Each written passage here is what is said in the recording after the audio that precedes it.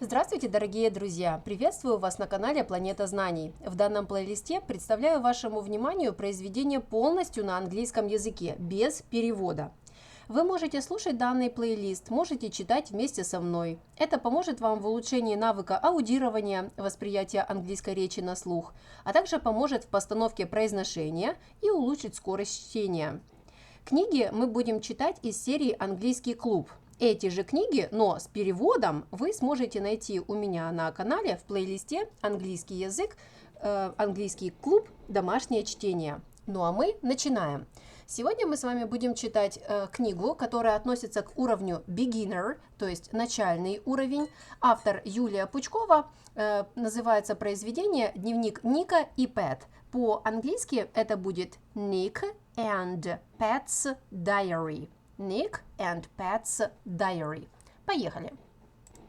Dear friends, we are happy to meet you. We are happy that you want to read our diary because it is full of interesting and funny stories.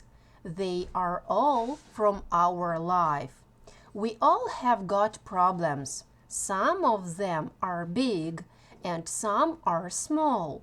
We think that you and we have the same problems. We hope these stories will help you to solve some of your problems and make your life happier. Chapter 1. A car. Hi, my name is Nick. We are a family of 4. Mom, Dad, my sister Pat, and me. I am 13 years old, and my parents have got a lot of problems with me. But when I was younger, they had even more problems. The first problem appeared when I went to the kindergarten. I was 3 years old then. On my first day there, I met a boy. His name was Bob. Bob liked toy cars. There were some small toy cars in the kindergarten, but Bob always brought his cars from home. They were bigger and more beautiful. You must know that he never played with his cars. He didn't ride them on the floor like other boys. He liked hitting other children with them. Usually he hit us on the heads. I don't know why, but he liked my head most of all. At that time I was very quiet. I couldn't fight or hit people, but I liked my head too. So when he hit me, I usually started crying like a girl. One day, Dad saw a big bump on my forehead and asked, "How did you get this?" I told him about Bob. Suddenly, Dad's kind eyes became serious and he said, "You mustn't cry. You must fight back." "But I can't hit people," I said and started crying again. "You are a man. You must learn how to fight," Dad cried. The next day I went to kindergarten again. When I came into our playroom, Bob ran up to me and hit me again with his car. I looked around. All the toy cars in the room were smaller than his, and I needed a bigger one. I looked and saw Annie. She was the cutest girl in our group. Annie was in the big car. You know, we all loved that car. You could drive it. There was usually a big queue next to that car because someone wanted to drive around the playroom. But it was too early and Annie was alone. Now I knew what to do. I went up to Annie and said, "Please, Annie, please, I want to be a man. And a real man needs a big car. Give the car to me." I don't know why, but Annie started crying and got out of the car. But I didn't get in the car. I lifted it. It was very difficult because the car was very heavy. But I lifted it, went up to Bob and said, "I'm a man. I'm here to fight you back." When Bob saw me, he dropped his toy car and started running around the room and calling his mommy. I looked around, but there was no Bob's mommy, so I asked him, "Why are you calling your mom? Look, she isn't here." But Bob didn't answer and ran even faster. So I went after him with my big car high in the air. Suddenly, Bob stopped running. He sat down on the floor and started crying. I was surprised and put the car down. You know, I didn't hit him then, but from that day on, he never hit anybody. Of course, I gave the car back to Annie. She smiled at me, and I felt like a real man. Chapter 2. A live alarm clock. Another problem appeared when I became 6 and went to school. My parents couldn't wake me up in the morning. Every morning, Mom came into my room and said, "It's time to get up, Nikki." And she repeated it again and again. But I didn't hear, so she called Dad. When Dad came into my room, he shouted, "You get up, Nikki, or I will do something terrible." He repeated it several times, but it didn't work. You must know one thing. My dad is the kindest man in the world. He can never do anything terrible. So I wasn't afraid at all and continued sleeping. My parents didn't know what to do, so they bought me a special alarm clock. When it was 7 in the morning, this alarm clock started doing one naughty thing after another. First, it ran very loudly. Then it started barking like a real big dog. If I didn't get up and turn it off, it started singing. Mom is eating pancakes. Pat is eating cornflakes. Dad is drinking iced tea. Now the fridge is empty. To tell you the truth, I love pancakes, cornflakes, and iced tea. As soon as I heard this song, I jumped up and ran to the kitchen. But there were always pancakes, cornflakes, and iced tea for me. So a week later, that song stopped waking me up. My parents were terribly angry. They thought, and a month later, they bought me and Pet a small puppy. At first, I didn't understand why and was very happy, but soon everything became clear. Every morning when my alarm clock started ringing, my puppy ran into the room. He didn't bark. Instead, he took the edge of my blanket with his teeth, pulled it off me, and ran away to the kitchen with it. I was in bed in my pants and a t-shirt. Soon I started freezing. Can you sleep when you are freezing? I can't. So I jumped out of the bed and ran after my blanket. I always found it in the kitchen, but there were hot pancakes, cornflakes with milk and iced tea on the table. That was the end of the problem. You know, I called our puppy Rascal. That was the right name for such a naughty dog. Chapter 3. Rascal's Hobby.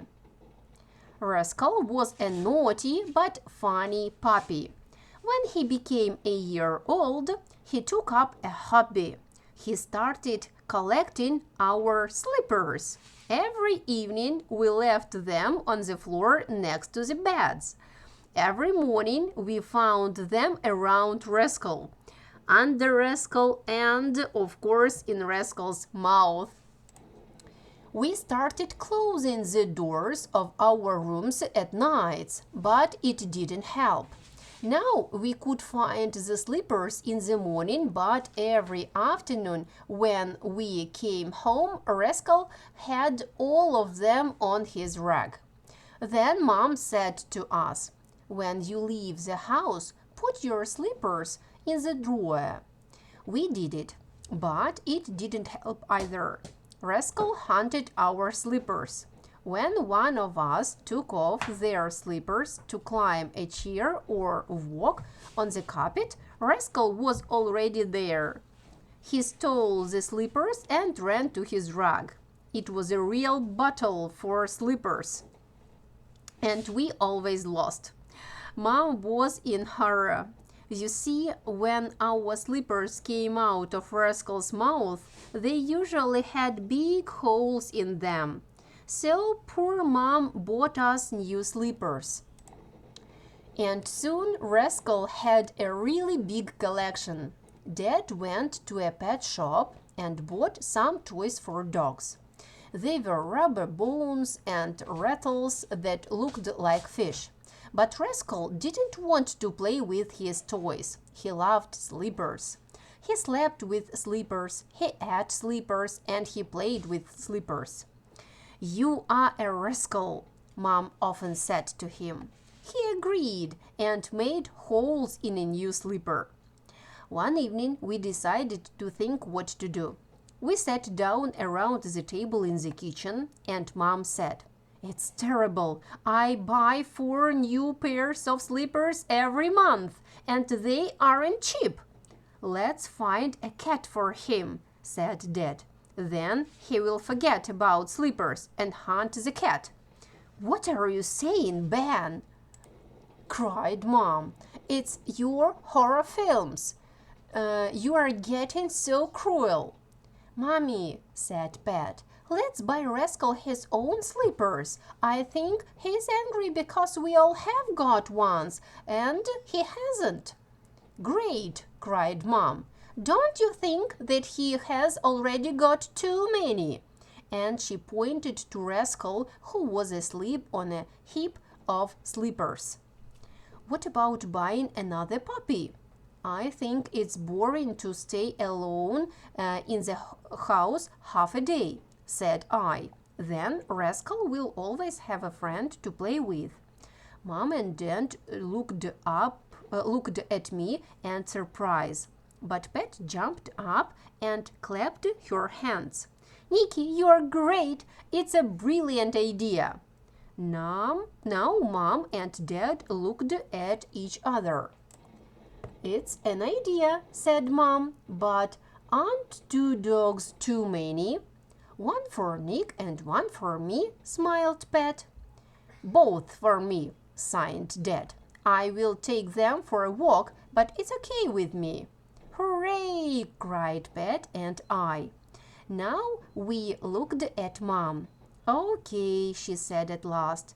"I hope our new dog won't become a slipper collector too, and they won't fight with Rascal for slippers." That was how Rescue appeared in our house.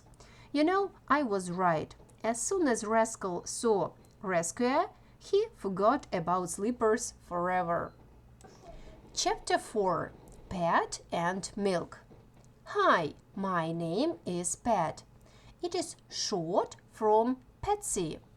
I am Nick's sister. I am 10 years old. Of course, I have problems too. The first one appeared very long ago. I know this story from Mom. I was small then, about 4, and I didn't like milk. Poor Mom didn't know what to do. She told me that milk is very healthy. She sat down next to me and drank it together with me, but nothing helped. All that I could drink was a quarter of a cup. One day, Aunt Polly came to visit us. I sat down in her lap and started talking to her. After some time, Aunt Polly said to Mom, "Jill, I hope you've got milk." "Of course we have," answered Mom. "How much?" asked Aunt. "2 cartons," answered Mom. "Only 2 cartons?" cried Aunt Polly. I looked at her in surprise. For me, even a cup of milk was too much. So Mom took a carton out of the fridge and put it on the table. My aunt opened it and poured herself a full cup. Then she started drinking. When she finished, she cried, "Oh, what tasty milk you have got, Jill!" Then she poured herself another cup. This time she drank it slowly. From time to time she stopped to say something like, "Yum yum," or "It's wonderful," or "I love milk." I couldn't believe my eyes.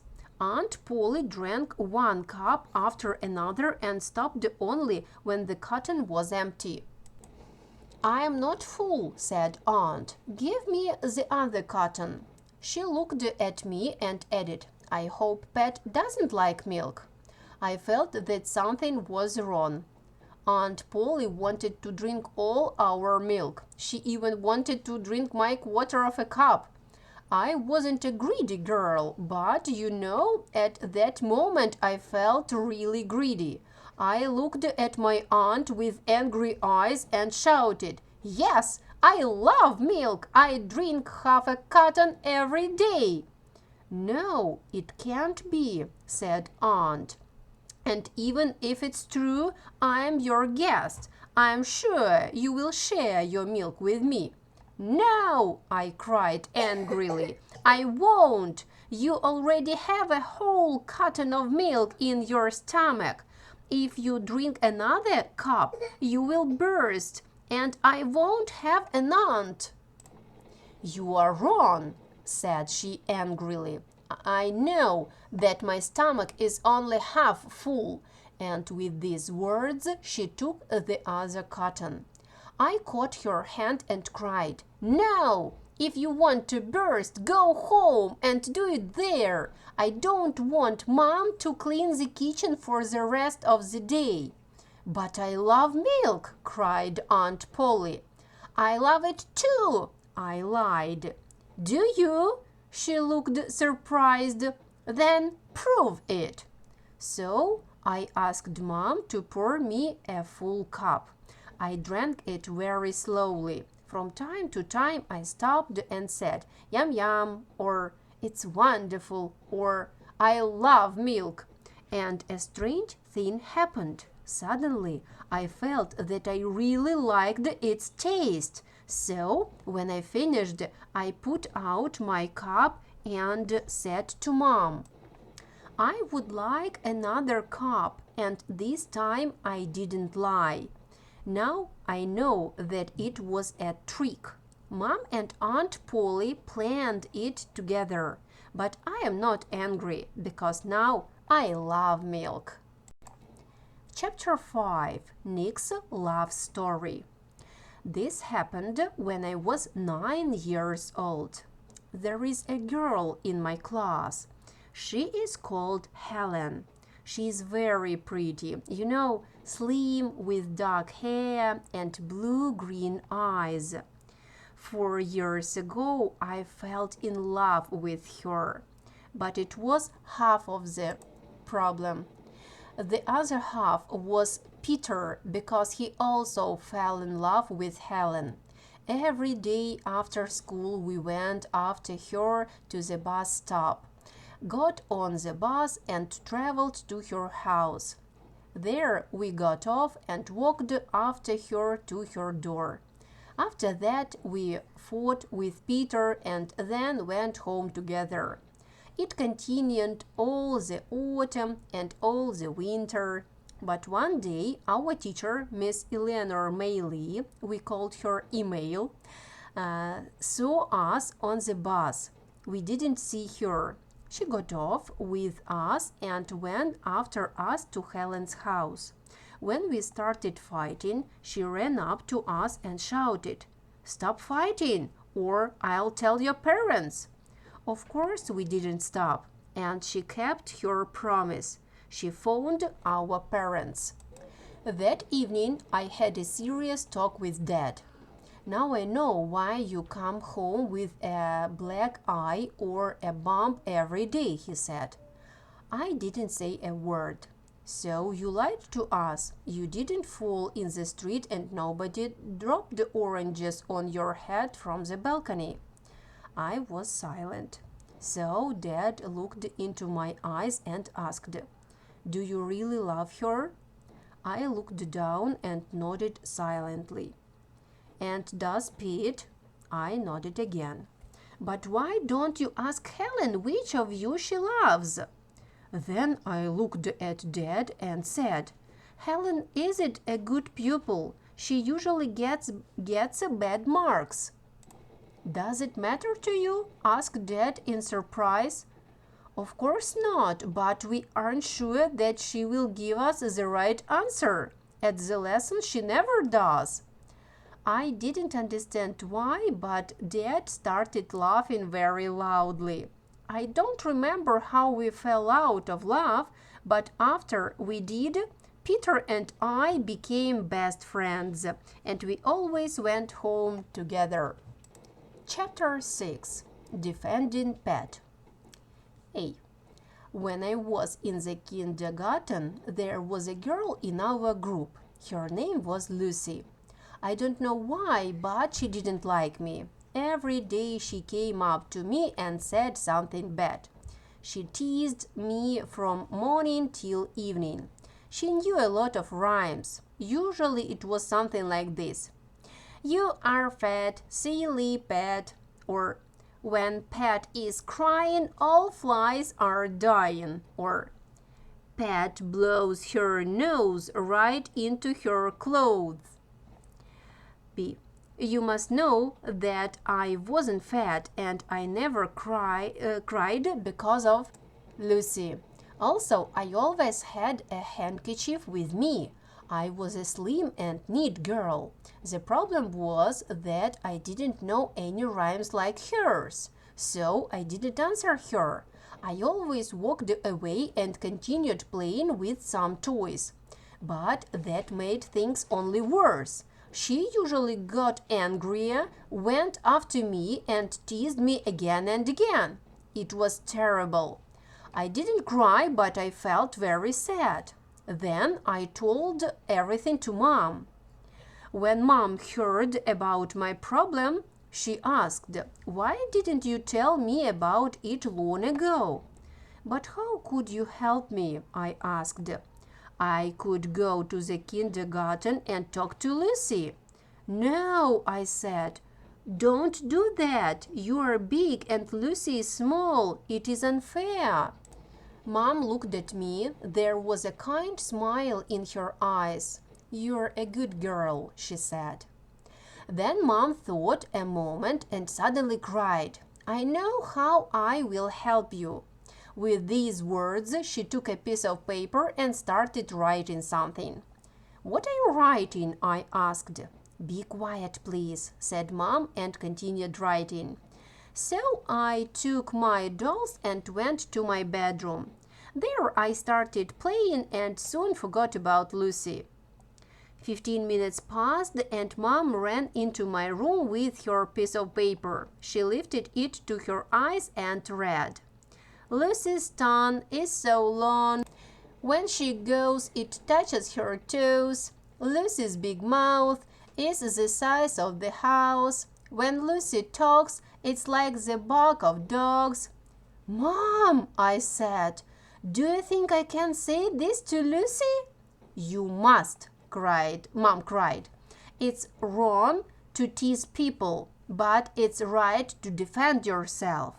So I learned those rhymes by heart. The next day, Lucy came up to me and said something bad again. When I answered her with one of Mommy's rhymes, she opened her mouth and her eyes became bigger and than plums. Later, she tried again and got another rhyme. After that, she never came up to me again. That was the end of my problem. Thank you, Mommy. Chapter 7. Nick and Maths. I am bad at maths. It is a real problem. I found it out when I was in my 3rd year at school. Of course, I know that 2 and 2 is 4 and 3 by 3 is 9, but I often forget it. I don't know why my parents think that.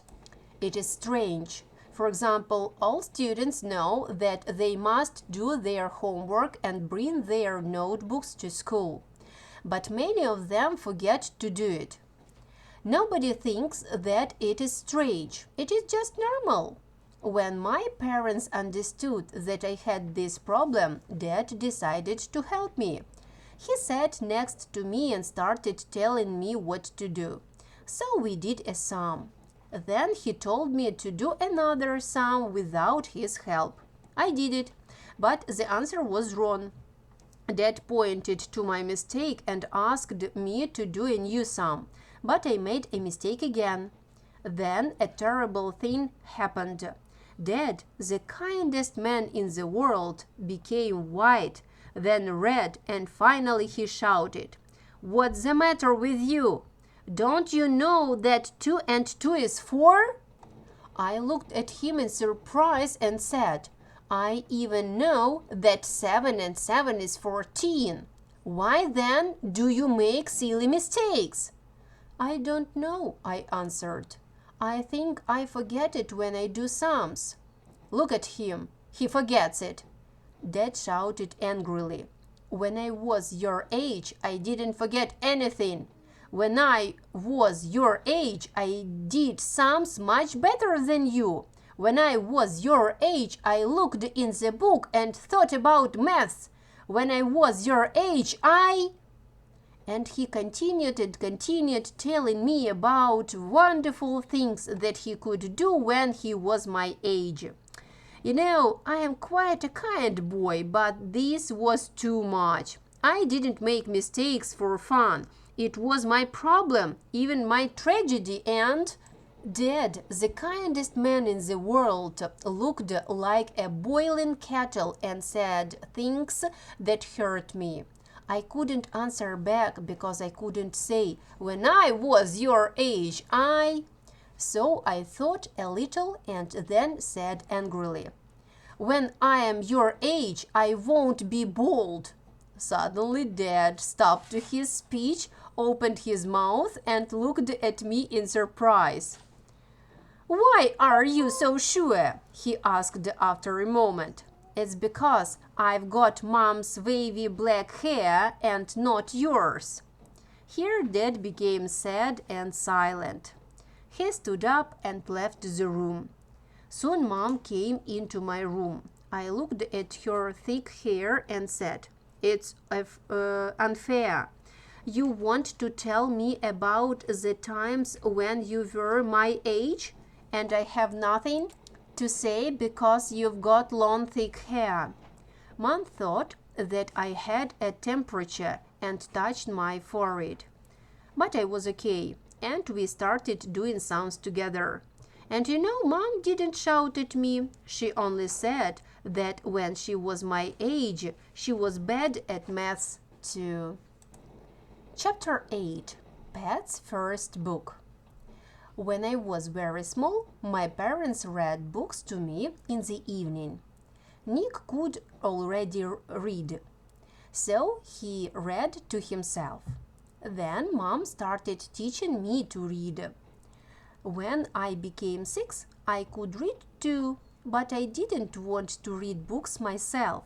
I liked listening to my parents. One day Mom said to me, "Pet, it's time to start reading yourself. Look, I've got a beautiful book of funny stories for you." She gave me the book. It was very colorful, so I started looking at the pictures.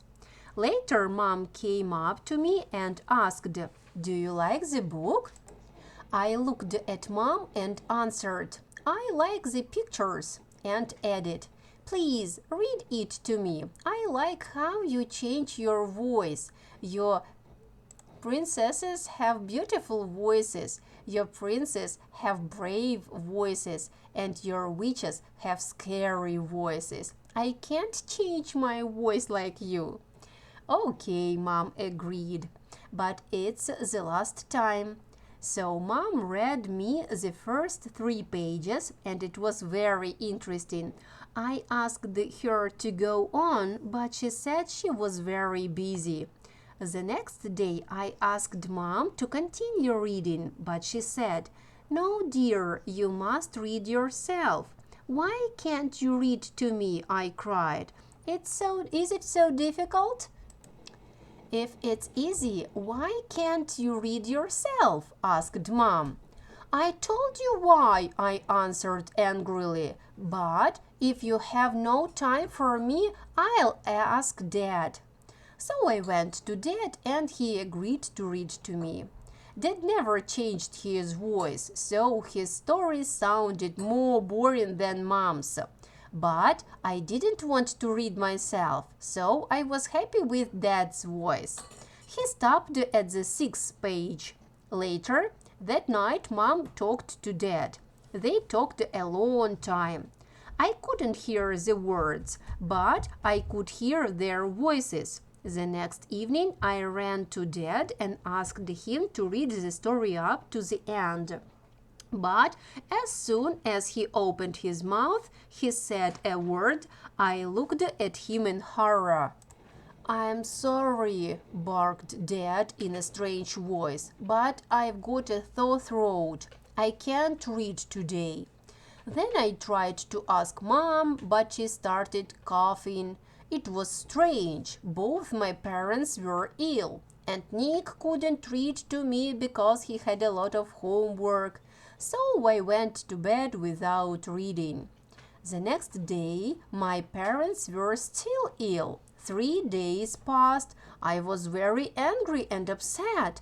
Nobody read to me, and the story was so interesting.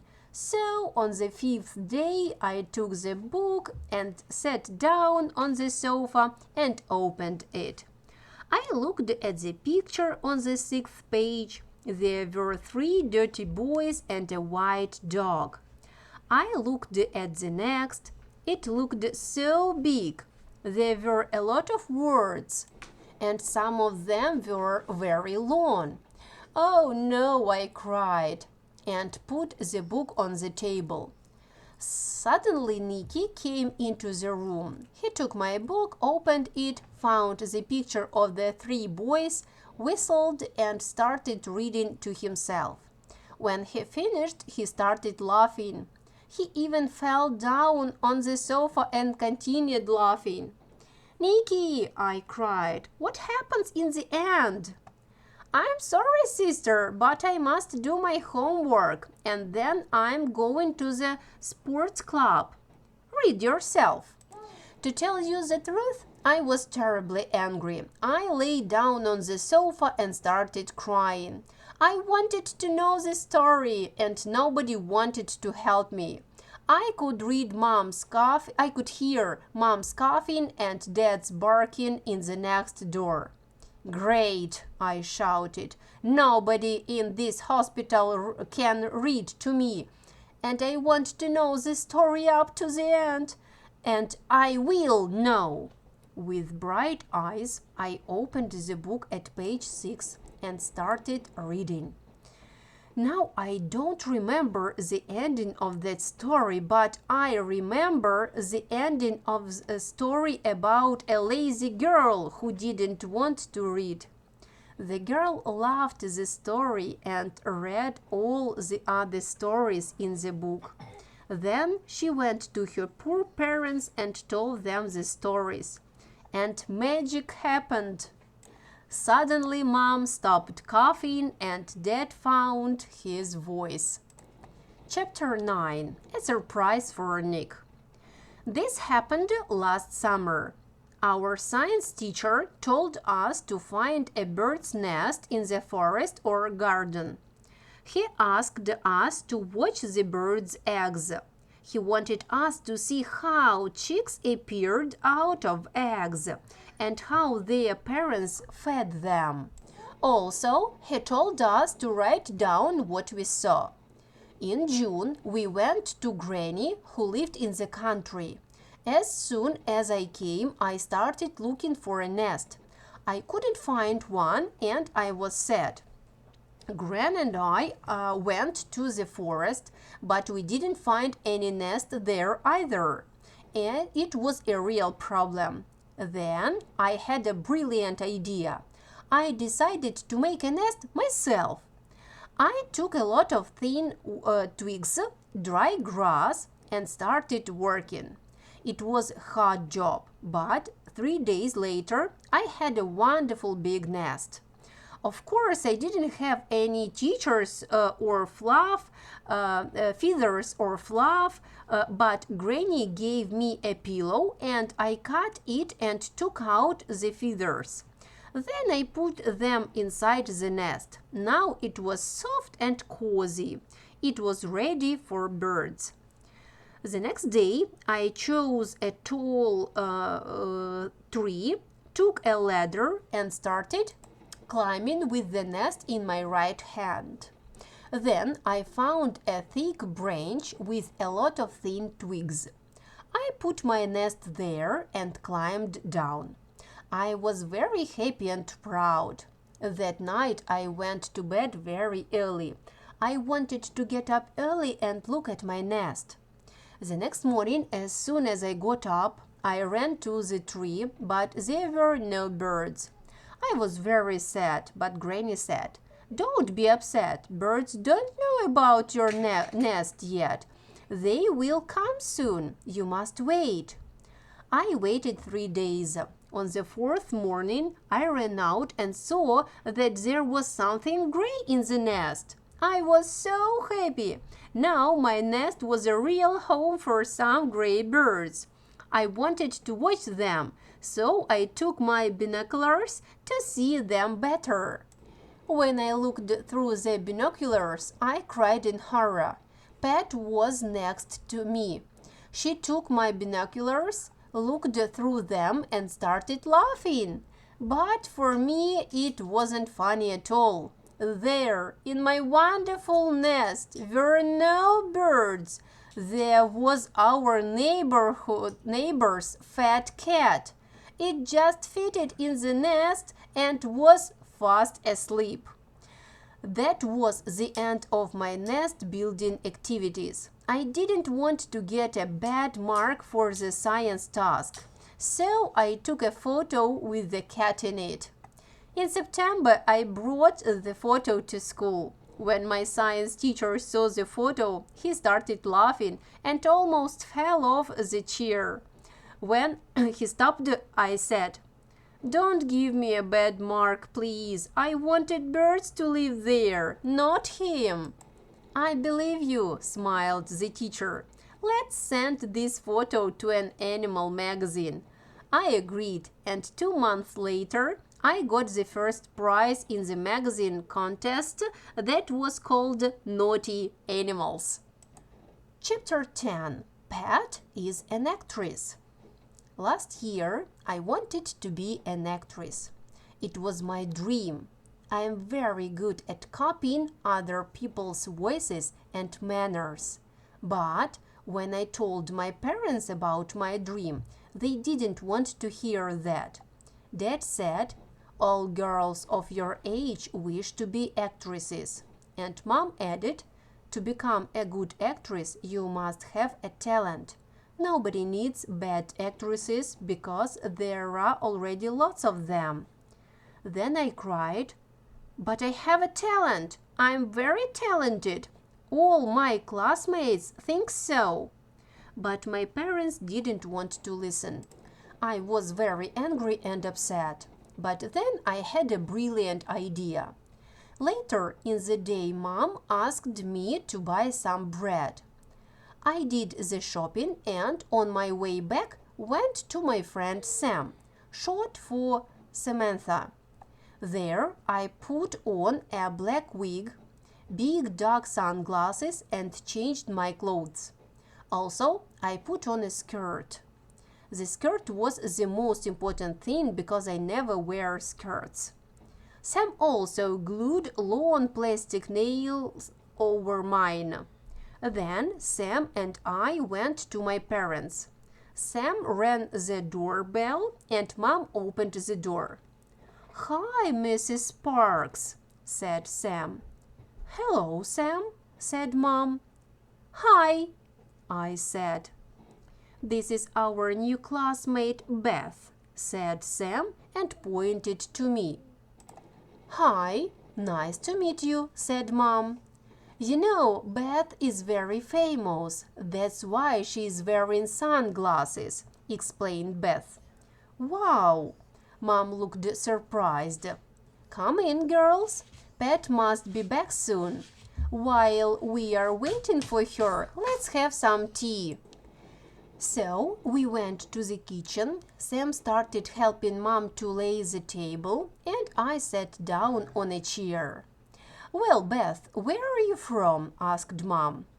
"I can't tell you. It's secret information," I said. "But why are you at a new school in the middle of the school year?" "I'm having a photo session here," I explained, and my legs on the chair next to me, and put my legs on the chair next to me.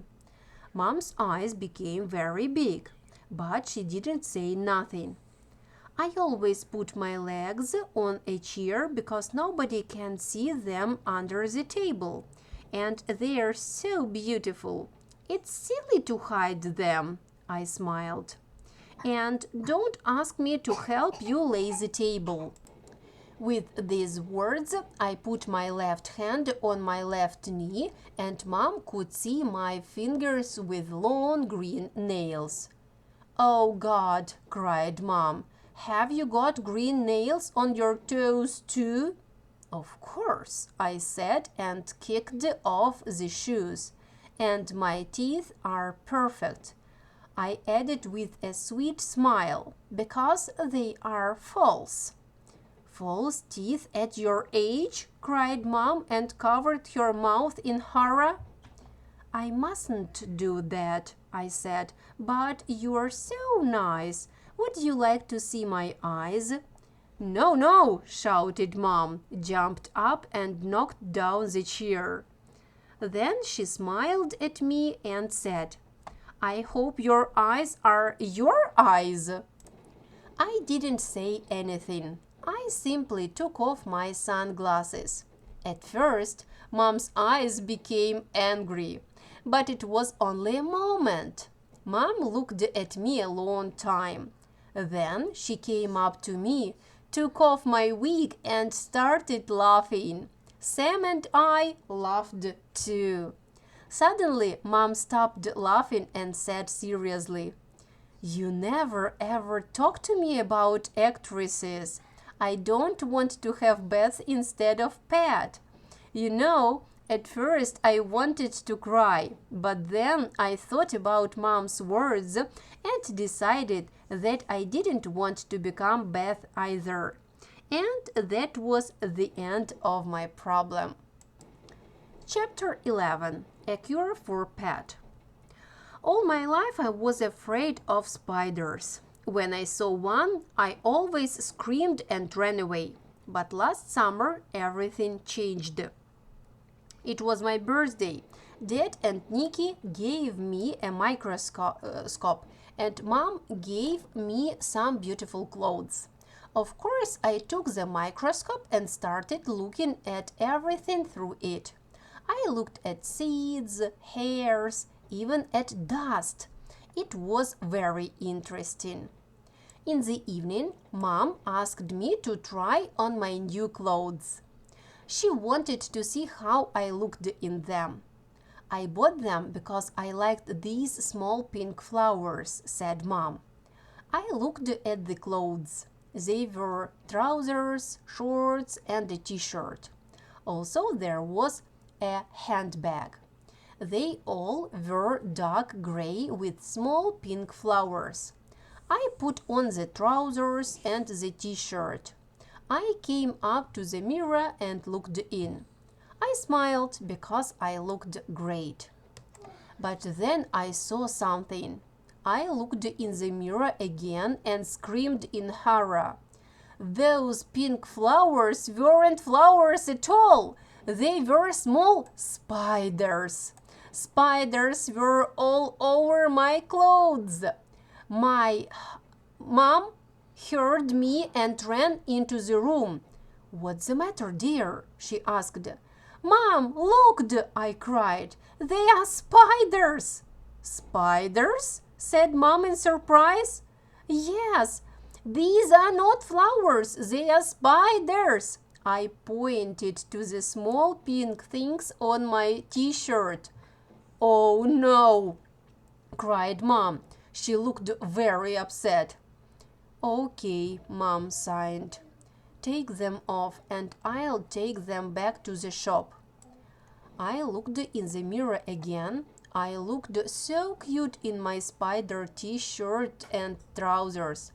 I didn't want Mom to take them back to the shop. "Mom, they are spiders, but they aren't real. They can't bite me and they are small and nice." "What do you want to say?" Mom asked. I like them," I said and smiled. "I'll wear my spider clothes." And I did it. And then a strange thing happened. When I saw a spider in the garden, I smiled at it because it was even smaller than my spiders. I wasn't afraid of spiders anymore, and even went to horror films about spiders in my spider clothes. When the film ended and the light appeared, a woman next to me saw my spider t-shirt. She jumped up, screamed, "They are coming!" and ran out of the cinema. I ran after her. I felt sorry for her and wanted to help, but she started running faster.